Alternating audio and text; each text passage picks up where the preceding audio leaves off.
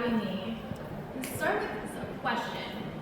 By show of hands, have any of you ever felt a reaction in your body? Maybe it's a tightness in your chest. Perhaps you feel a numbness of emotions. Maybe you get a sick feeling in your stomach to a situation that perhaps doesn't quite match with the way you reacted. Or, does this make sense for you? Yes. Thank you for being vulnerable and raising your hand. As well, I have one more question. What about family patterns? I'm going to tell you one of mine personally. I will never repeat things that my mother has done. I will never grow into a mom and just like one day look back and say, oh, I am acting just as if I am my mother. Just for instance, doesn't need to be a mom. There's patterns in our family dynamic perhaps that we vow we are not going to continue. Yet when we turn around, there they are right in our face. Does this resonate at all? Yes, absolutely. All right. So, with ancestral trauma, there comes, of course, wounds. Something that's not talked about so often is the gifts that also are inherited with this, as well as the karma that is able to be paid back. We're going to go into a little bit of brief of everything, all right? So there is a newer study that has began, and it's called Epigenetics. By a show of hands, is anyone familiar with epigenetics? Heard of it briefly? Okay, great. So epigenetics, in a brief term, is the expression of the genes, of the DNA, all right? So what this means is, it is more so the expression from the environment, all right? Now, this means that things can be passed down in your DNA. So in a scientific form, we know, right, that if mom grows up in anxiety and we're living in this form, we know, right, that obviously we most likely might also have some fear and some embedded anxiety, correct? Epigenetics goes as far as to say that they've done a study from a famine in the Netherlands. I think it was World War II, I believe. That the ladies that were pregnant during this famine and that were starving, up to 4 generations after their life in that famine, these family lines are plagued still with obesity, with heart issues, diabetes, so on and so forth. And this is, the study shows that it is because their body is still living in survival even though they are showing up in life with abundance. That's scientific. And that is so much deeper than, I think, how it's touched on so much. We know the patterns that we pick up on a psychological level. I'm going to tell you a brief story of my own. I didn't run into it. I was shown divinely the ancestral lineage and how important it is through my own awakening, as well as pain, so on and so forth. So, roughly a year ago, I realized something. I put something together. My mother was put up for adoption. She was the 3rd child. Okay. Whoa. My mom put my brother up for adoption. Well, he was the 3rd child. And then my sister put her daughter up for adoption. Can you guess which child she was? And I'm not kidding. The 3rd. I got pregnant with my 3rd child, my son. Guess what I was planning to do? Yeah, he was going up for adoption. I lost him. This hurt for years, right? Still does. But I believe that this is so much deeper than just losing a child. It stops here, today, with me. Because we have the ability to change the expression. You may not have any physical sense, although for me personally, I believe that in a spiritual sense, we write the script, we sign it, we come into this, we have healing to do. But in a physical sense, you may not have asked for the genes to be passed down and for things to happen in your life the way that they do, and for you to have these unconscious triggers. But the beautiful thing that epigenetics offers is that you can change the expression. So also, with this, we have these cells, right? It's like little DNA cells that are formulating and they get triggered. That's what I asked in the beginning. Have you ever had a body reaction? It is held in our body, obviously through the DNA, through the cells, but as well as our body remembers, but our subconscious and our mind can't. And it keeps going until somebody says, this stops with me and it ends. So we can change, and it all starts with an awareness. It begins with an awareness, it ends with an awareness, and it is a repetitiveness of awareness. For instance, perhaps you notice that you have this fear of lack of, we'll say, finances, okay? Whether it makes logical sense or not, maybe you grew up poor, maybe you didn't, and you don't know why you had this, right? Noticing that every time, whether you overcheck your account and you want to save every penny, or perhaps it's the other way and it feels like you're constantly in lack, and as soon as you get some money, it goes right out the fingers and through the other, right? It's gone. And you get this tightness in your chest and this fear when you look at your bank account, or you know money's coming or a bill's coming, whatever it is. Being aware of that is the beginning of the process of reshaping your genes and your genetics. So, being aware of it, oh, I feel this, taking a breath, and calming yourself before moving forward. And this is not just for lack of abundance and finances, this can be for anything.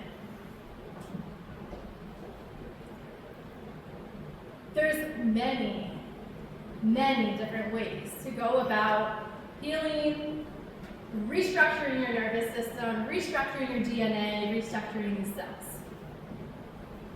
Many different ways. But it always is going to start and end with awareness and repetitive behavior. So we hear a lot about the cycle breaking. I'm sure maybe some of you, maybe all of you are very familiar. Especially right now, I feel it is in a rise of an awareness, and it can be a very painful thing.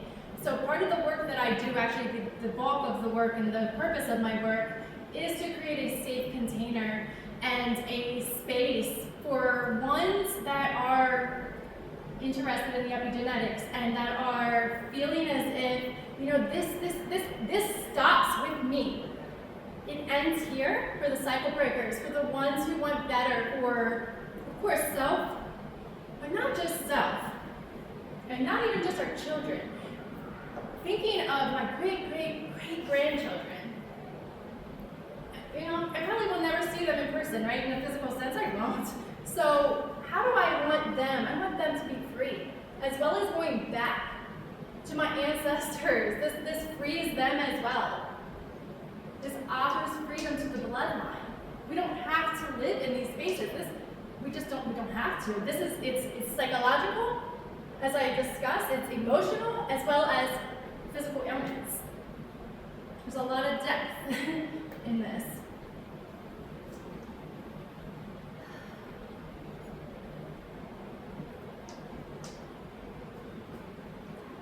I'm going to go into a workshop briefly and shortly. I wanted to see, does anybody have any questions or comments before I move forward about what I spoke about? Yes, please. This is so powerful what you're saying. And not many places talk about this. I think it's so cutting edge. But I'm very moved by you saying, how do I want my 4 generations down to be? And the power of your saying, it stops with me being the start of their freedom around whatever issue. And I've been thinking a lot about ancestral trauma and how my ancestors lived in occupied Korea. They were subjugated, and I think about them and what is passed down from their experience. Like, is there something passed down, and where does it show up in my life? Like, how do I feel like I can't live and express who I am, because maybe it's connected. I mean, not just find excuses, but in terms of moving forward, how do I release that imprint from their life experience? That, you know, they don't, it's not intentional, but, you know, we all have like ancestors who have had big survival experiences, and I feel like it's our opportunity, but how, you know, like how do you let it go? Absolutely, it's a really good question. Yeah. So first off, thank you for sharing. And 1 second, I'm so sorry, right with you, I gotcha. So there's a lot of ways to let it go, right? I'm going to take you guys through a brief workshop today. This is part of the work that I do, and I would love to work with you or to speak after. There is no right or wrong. I love using music. Music turns off the brain, and you feel, right? It goes straight into your cells, into your energetics, and your DNA, past the brain. But again, it's awareness. So the self-reflectiveness is important. It starts there, as well as you can do research. If you haven't, it sounds like you do know some. And just go inwards and ask, how is this, what is being triggered that isn't mine? And that is really important to be self-aware, because, and thank you for bringing it up, because we don't want to spiritual bypass ourselves. We don't want to make excuses, you know, because there are things that also are ours, but then there's so much that isn't ours, right? So does that answer your question at all a little bit? And just like really it starts with the awareness. So you're there, it's just listening, allow your body, your soul, however you connect to spirit, to God, whatever it is that calls you home, ask for guidance with it and listen and trust yourself. Your body will tell you. Goosebumps. There's a way, you know? Is that helpful for you? Yeah, there's a lot more I know from your experience. Absolutely. But you're right. I think starting with awareness. Like, wow, this looks like a familiar pattern. Appreciate it. Thank you. Go ahead. It just brought back to mind years ago, going in for a physical. Oh, you have immediately. Does your parents have? Does your siblings have? And they start going down. What do they have?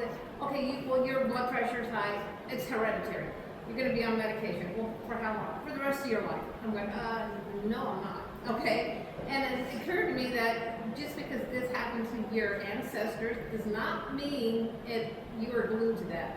We come in here, we have free agency. We can change whatever, you know. So, and for the fact that also I'm learning that we're self-healers, we can help ourselves too. So, absolutely. That gave me don't let the doctors tell you, oh, because somebody in your family had this, you're destined to have that, because that is so false. Absolutely, absolutely. And a lot of it can be released from the awareness, from releasing, from learning, from going into these places and letting go of things that don't belong to us. As we go into that fight, flight, or freeze mode, and that activates our nervous system to tighten up, and that is it's a root cause of sickness, inflammation. It's so much. I need like 6 hours to go to talk about everything. I'm so passionate. Thank you for sharing. Appreciate it. Yes. So I'm interested because we're talking about ancestral material.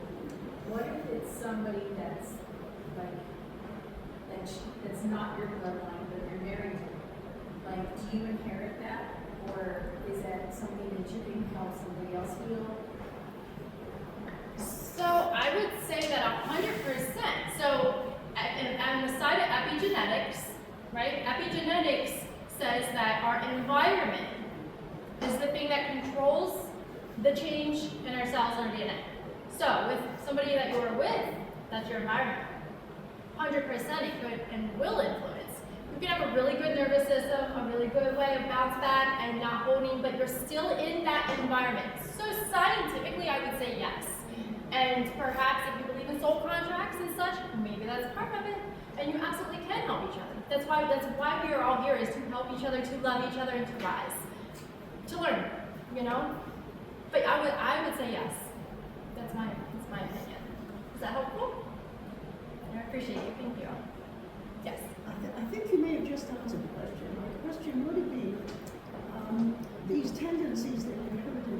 experiences, do they just apply from the parents before you were born, or can they be, because both my parents went through the Second World War after I was born, upwards, so that still the effect even though I was born after that?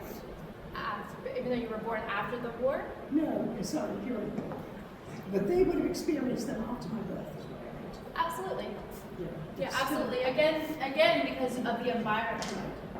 Even just, so us being together right now, this is an environment. How you feel right now in this environment, learning, being connected. I was going to say to women, but thank you for being here as well.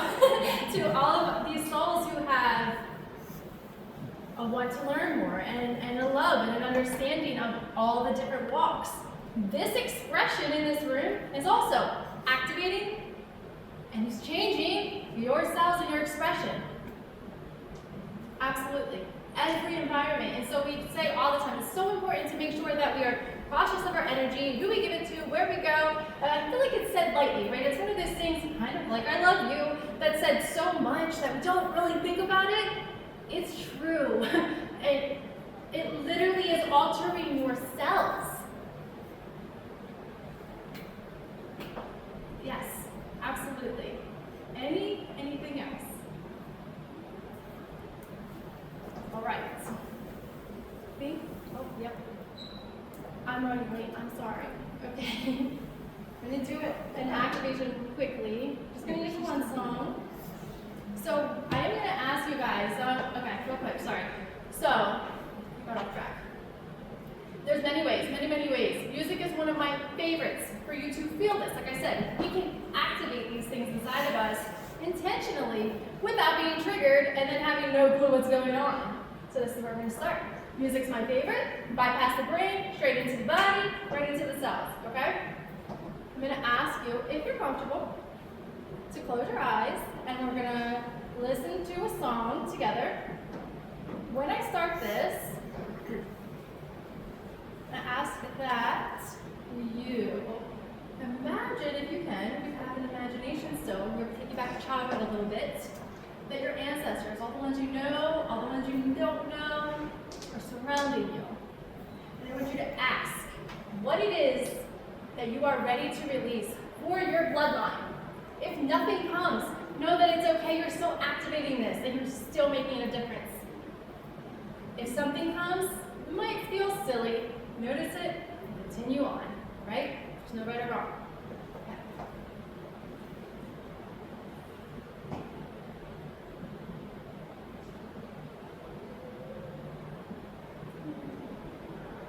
Use this one.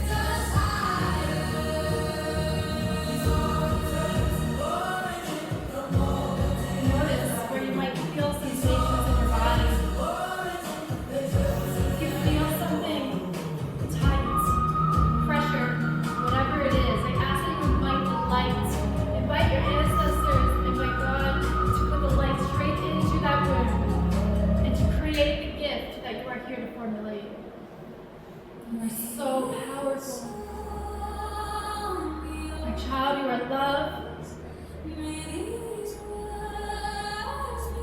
You are light.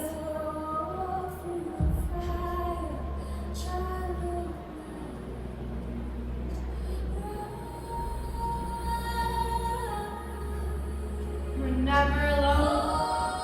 They walk beside you always.